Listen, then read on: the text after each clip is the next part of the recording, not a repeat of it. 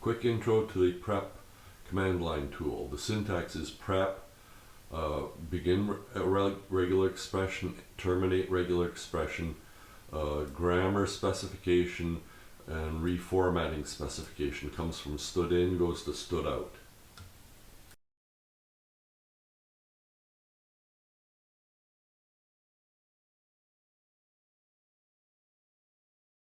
Very simple.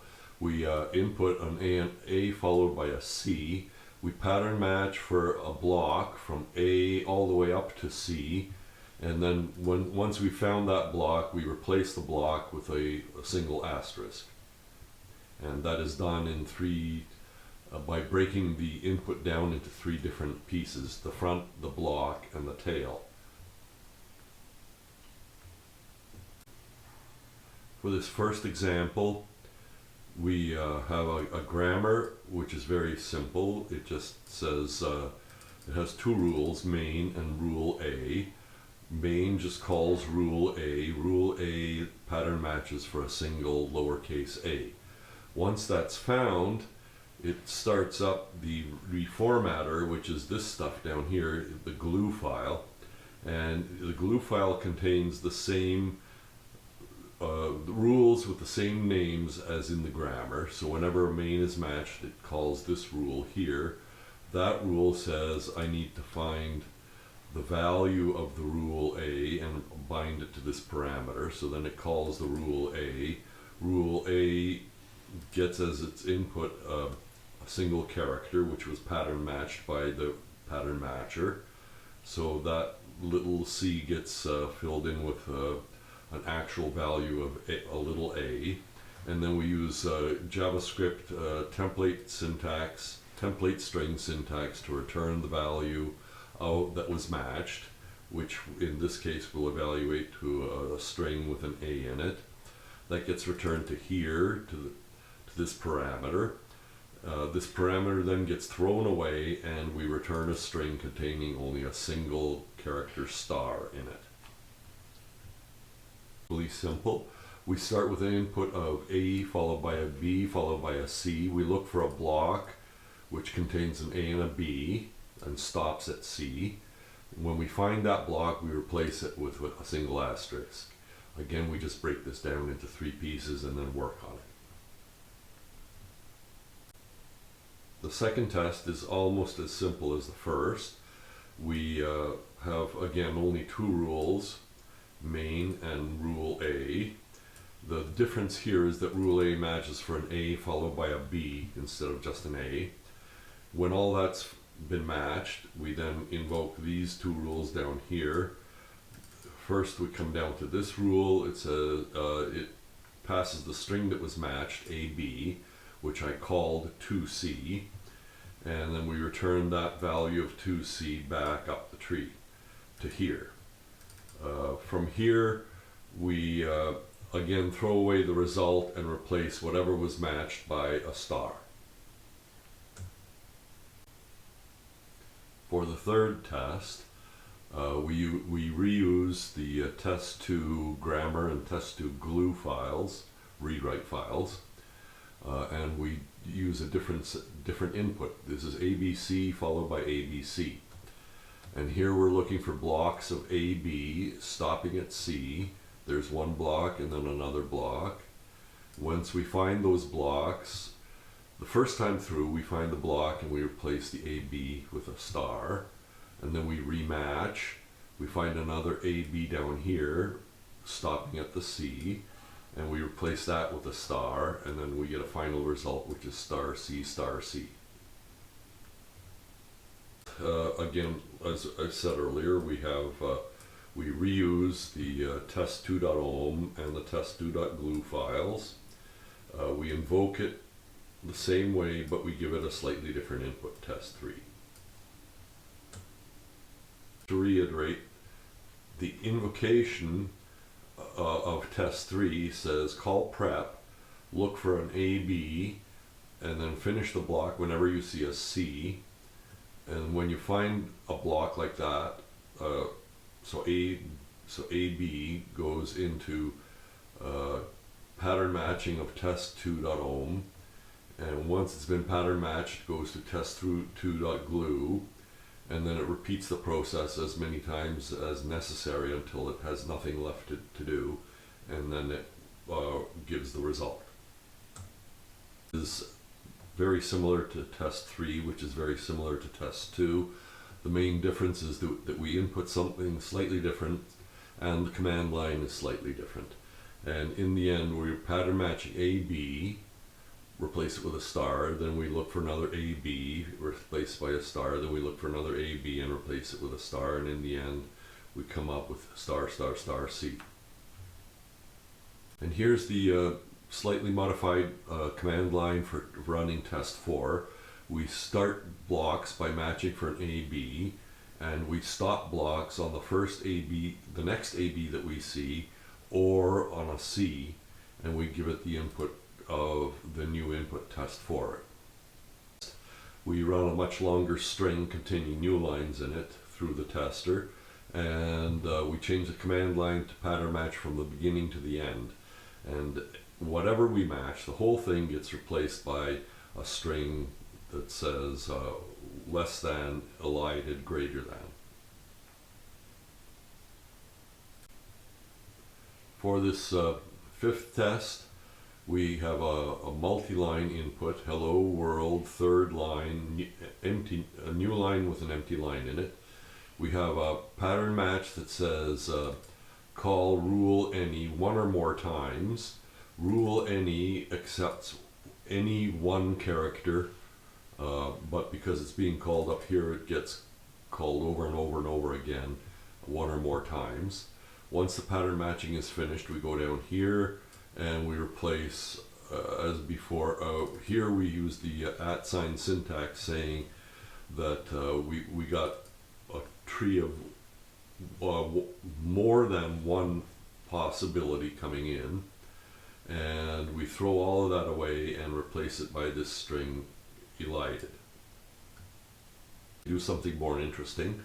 We take a big long chunk of text and we look for a block that starts with any number, one or more octothorpes, followed by the keyword for all, and we pattern match, we create a block up to the next octothorpe, and we then process this block through the grammar and the reformatter. We find a block, a for all block, we pass it into this grammar. The grammar starts at the main rule, which says a legal version of this block must have one or more sharps. I didn't want to type the word octothorpe there. Then followed by a literal string for all, then followed by an ident, which is defined lower down, then followed by a literal string AS, then followed by a call to a predicate. For some reason I put a white space, 0 or more white spaces, 0 or more new lines, an ident, an equals string, a string with COND in it, and then one or more conned clauses. If we go down and look at the various rules down here, you'll see how these are all defined. Once it's been pattern matched, each one of these rules supplies the part that it matched to the rewriting, the reformatting part in the glue rules. After we've finished pattern matching, the pattern matcher actually produces a tree, and we walk the tree. We go down and then we come back up, and here we see a little bit more complicated glue rule that handles the down and up business. Going down, we can enclose any kind of JavaScript code here in double braces, and coming back up we do what we've already seen, which is enclose a piece of JavaScript text creating code in double brackets. In this particular case, I call a function called in support called push ident, and at this point the variable name ident2, which corresponds to this thing over here, this part of the tree match here, is actually called underscore ident2 at this point. This is probably going to be simplified, but at the moment I'm experimenting with ways to expose this stuff to JavaScript. And then to do the downward tree walk, we say dot underscore glue function call. And if it returns only one thing, then we call that. If it returns more than one thing, we also dot join. We call dot join on the result. The point of this code is that we want to take the for all chunk and rewrite it as a number query chunk. We start by setting up a fresh identifier as we walk down the tree, and then as we come back up the tree, we start sending strings back up the tree, and then we combine the final set of strings here, and we just in this code, what it does, it just takes literally what was given to us in the sharps, joins them together because of the @ sign. It then puts the literal string space query new line out as part of the string. Then it dials up the value of the predicate parameter, or the predicate part of the tree that came from down here. There's predicate there. And then it puts parentheses around it and does it inserts the value of the cond clauses and any cond else, and then wraps parentheses around that. So what actually happens here, let's take a look at the rule predicate. So in predicate, if we go back to the grammar up here, predicate says it's got to have an identifier followed by an open parenthesis followed by a subtree of actuals, then followed by a closed parenthesis, then followed by white space, 0 or more white space characters.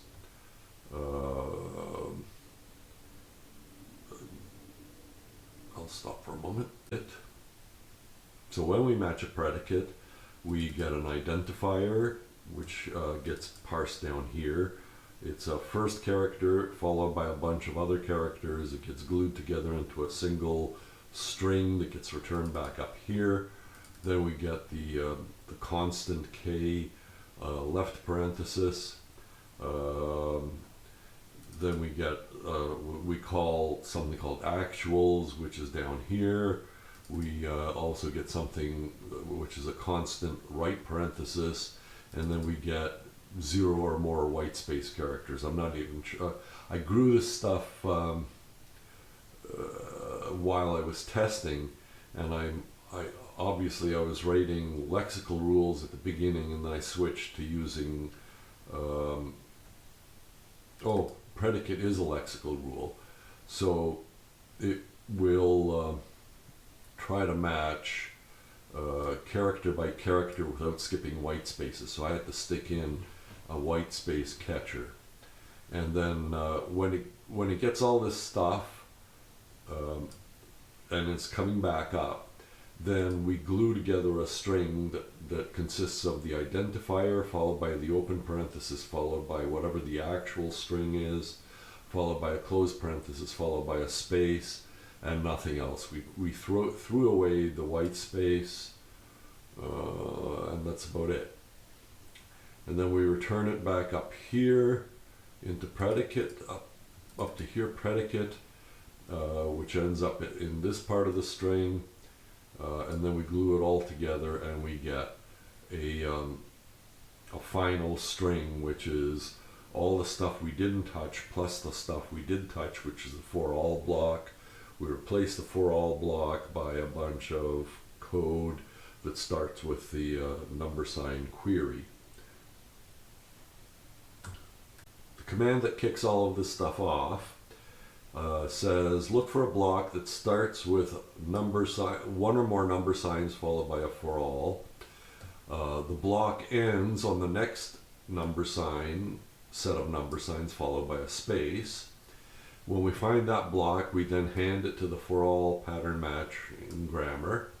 After the grammar, we hand it to the reformatter, which is written in the for all spec, which we just discussed. And then we input from the test for all input file.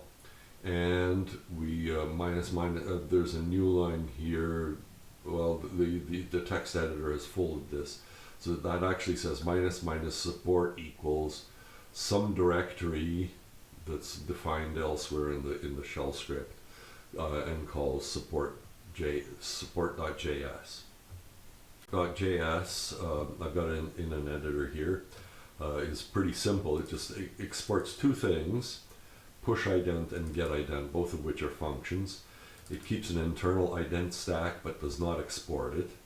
And when we call push ident, it's a function that takes a string and it pushes that string onto the ident stack. In a moment we'll see what that does.